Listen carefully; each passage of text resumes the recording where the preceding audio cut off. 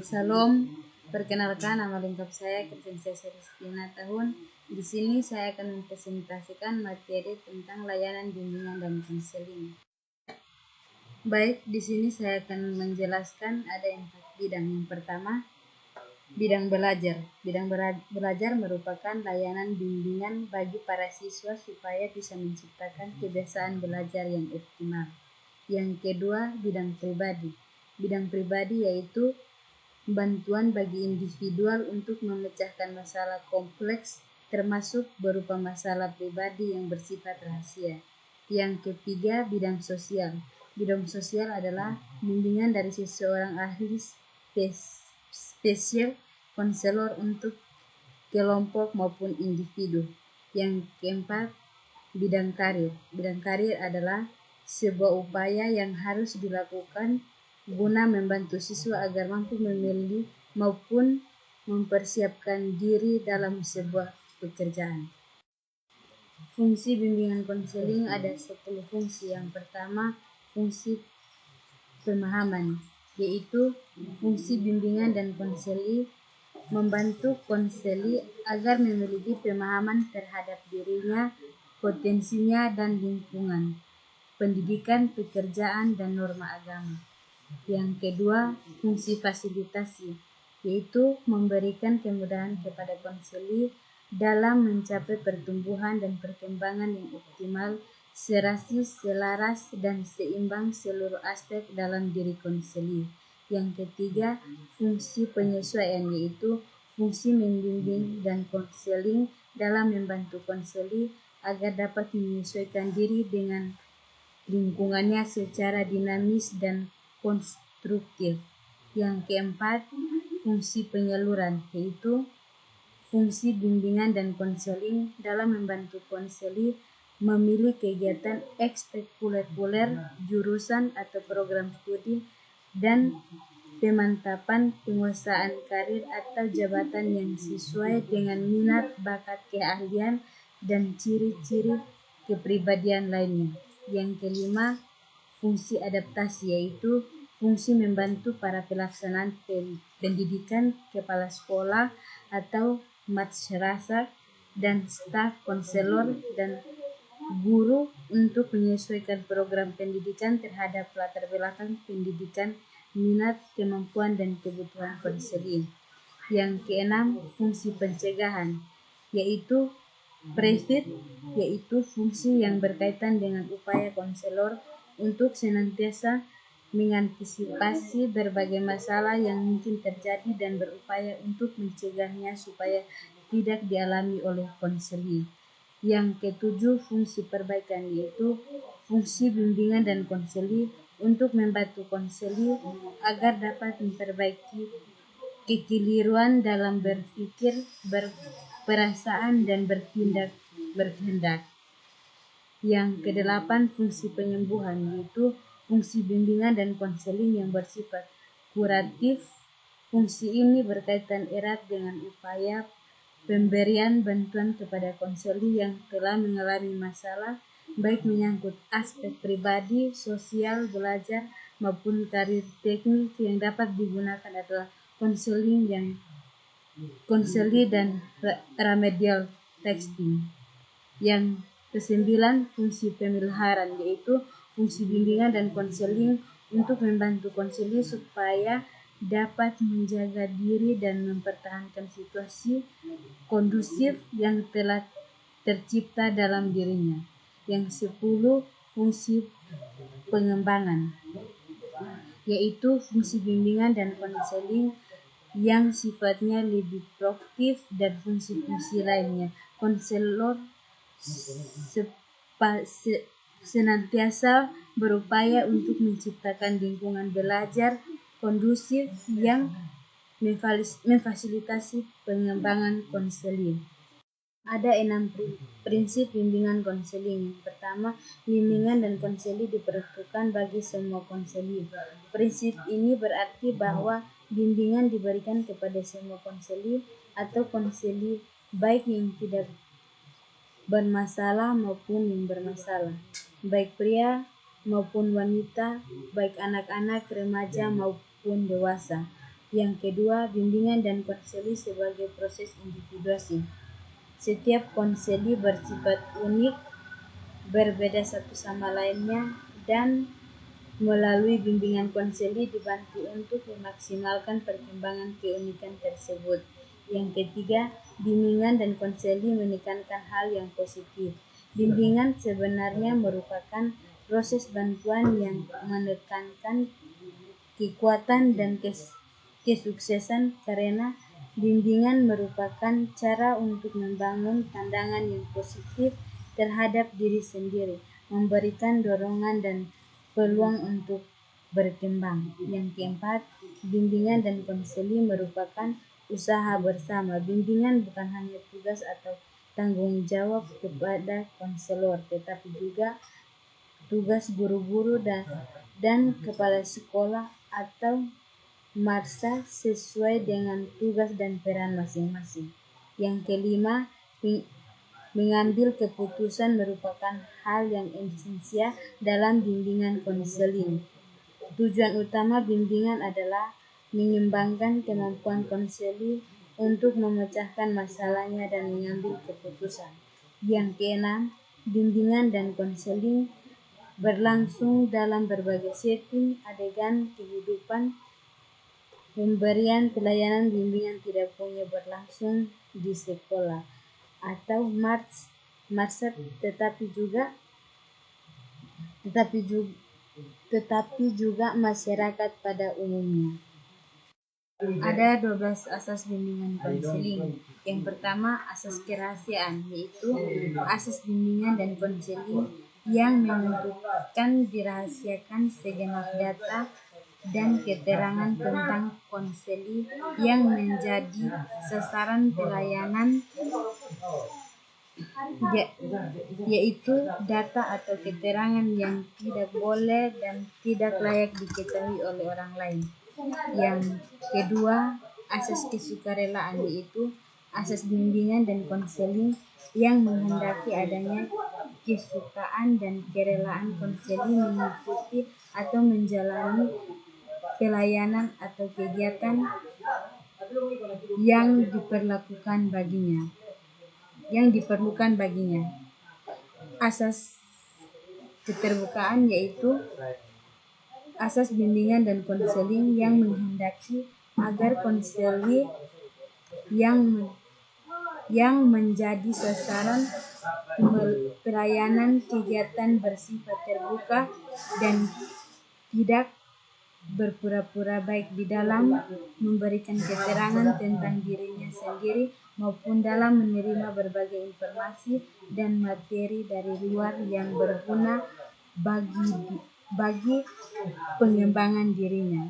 Yang keempat, asas kegiatan, yaitu asas bimbingan dan konseling yang menghendaki agar konseli atau yang menjadi sasaran pelayanan berpartisipasi secara aktif di dalam penyelenggaraan pelayanan atau kegiatan bimbingan. Yang kelima, asas kemandirian, yaitu asas bimbingan dan konseling yang menunjukkan pada tujuan umum bimbingan dan konseling, yakni konseli atau sebagai sasaran pelayanan. Bimbingan dan konseling diharapkan menjadi konseli yang mandiri dengan ciri-ciri mengenal dan menerima diri sendiri dan lingkungan, mampu mengambil keputusan, mengarahkan serta mewujudkan diri sendiri.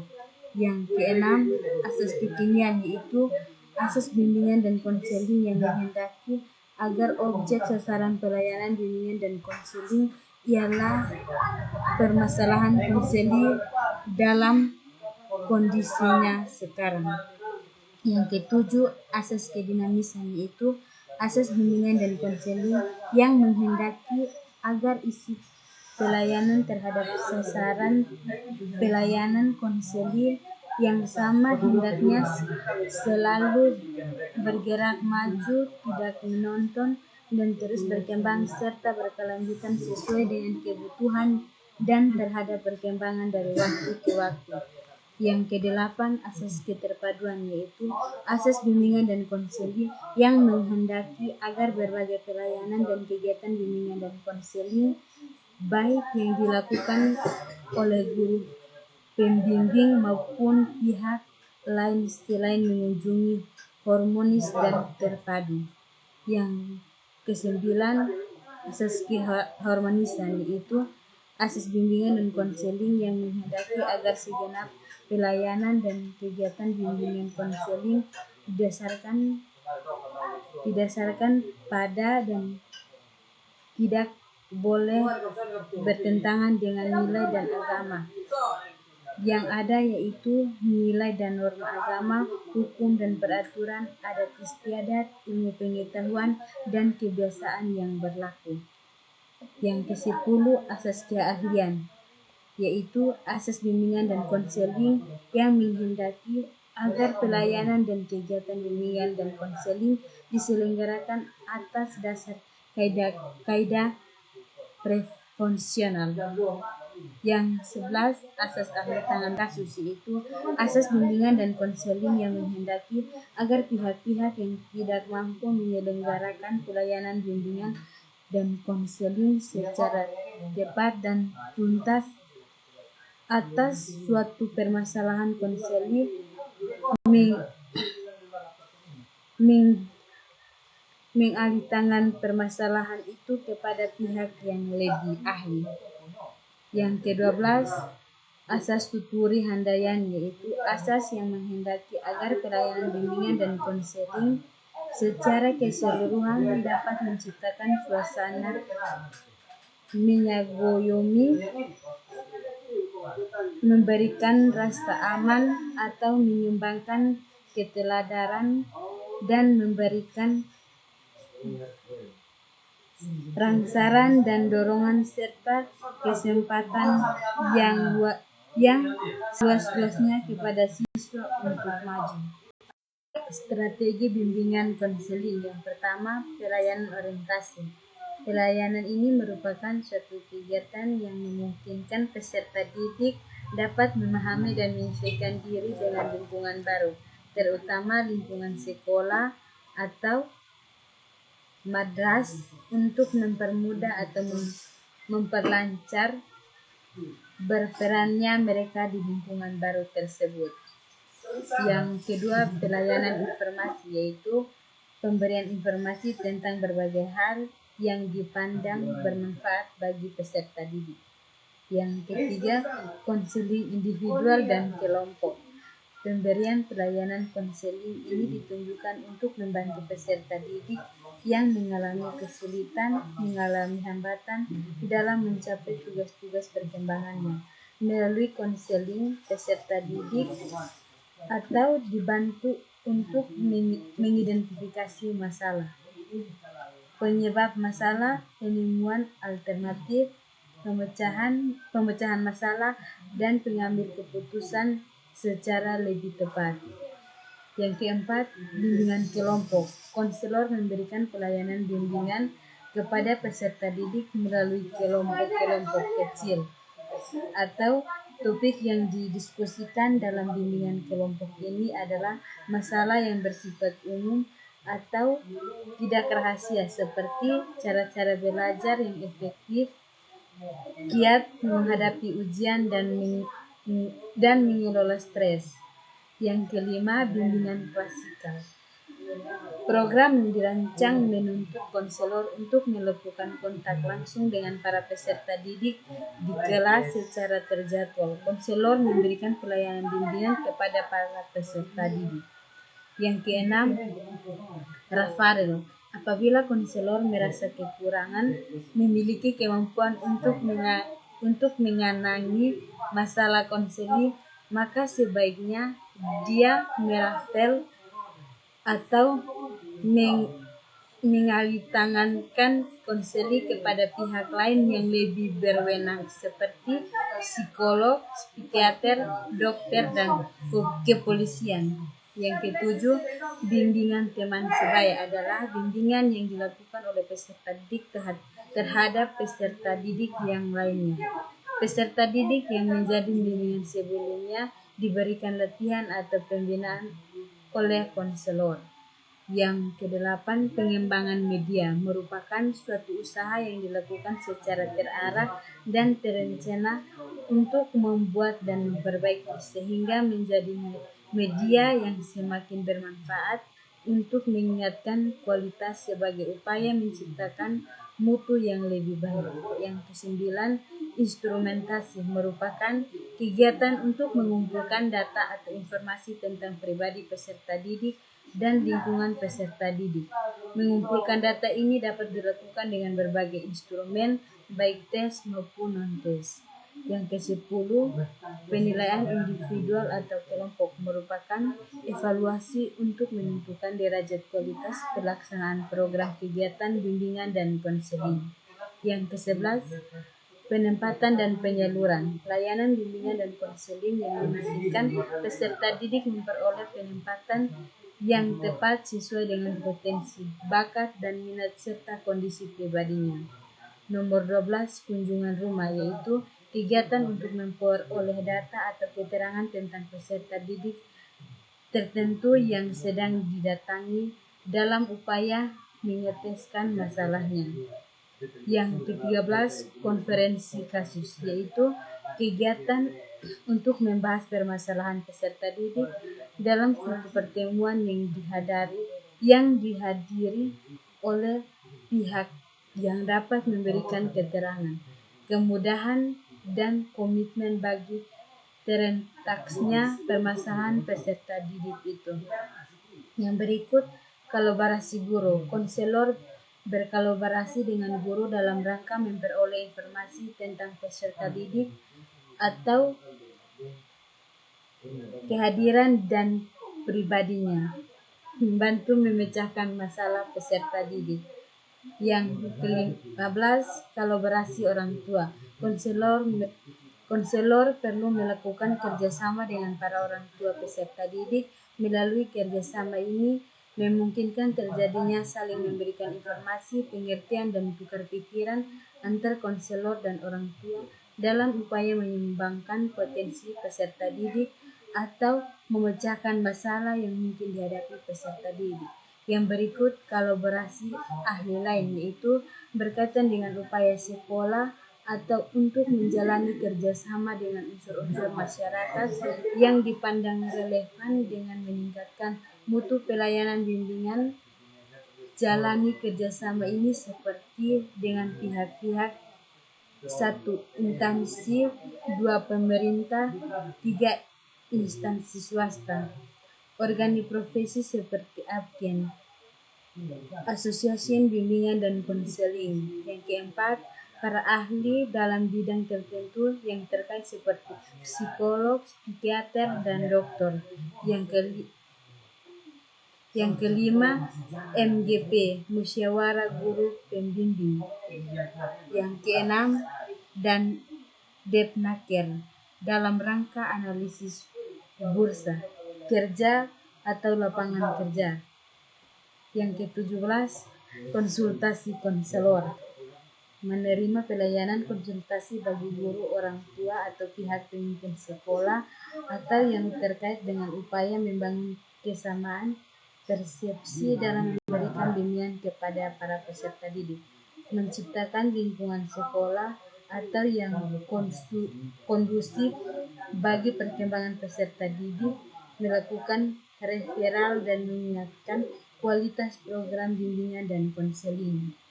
Yang berikut, akses informasi dan teknologi digunakan sebagai sarana untuk memperoleh, memproses, menyimpan, serta mengeluarkan informasi.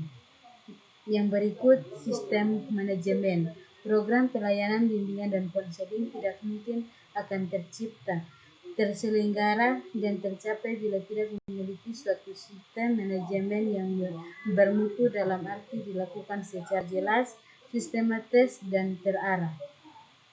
Yang berikut, evaluasi akuntabilitas adalah suatu proses untuk menyediakan informasi tentang sejauh mana suatu kegiatan tertentu telah tercapai dan bertanggung jawab atas hal tersebut. Yang berikut, pengembangan profesi konselor secara terus-menerus berusaha untuk mengupdate pengetahuan dan keterampilannya. Salam, semoga presentasi saya bermanfaat bagi kita semua. Tuhan Yesus memberkati. Terima kasih.